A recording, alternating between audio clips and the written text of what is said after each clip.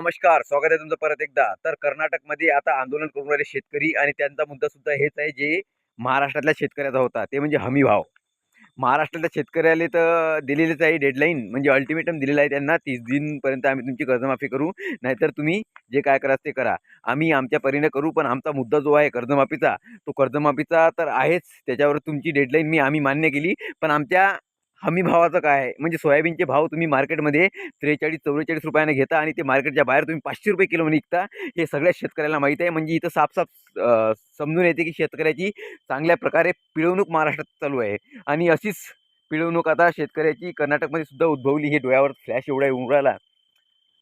तर सबस्क्राईब करा, कारण की सापाचं टेन्शन डोक्यामागे आहे आणि या सरकारचं सुद्धा. त्याच्यामुळे म्हणतो की 30 जूनपर्यंत डोकं शांत ठेवा, पण मोर्चा आणि आंदोलन ह्या गोष्टी थांबता कामा नये. जोपर्यंत शेतकऱ्याच्या हिताचा प्रश्न संसदेत पारित होत नाही तोपर्यंत.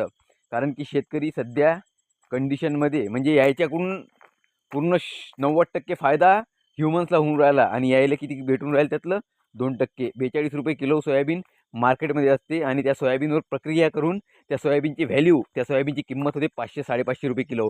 हे गोष्ट यायला माहीत असून सुद्धा हे आपल्यासोबत असे नकली बिंडोक धंदे करून राहिले. मी इथं शिवाय देऊ शकत नाही, कारण की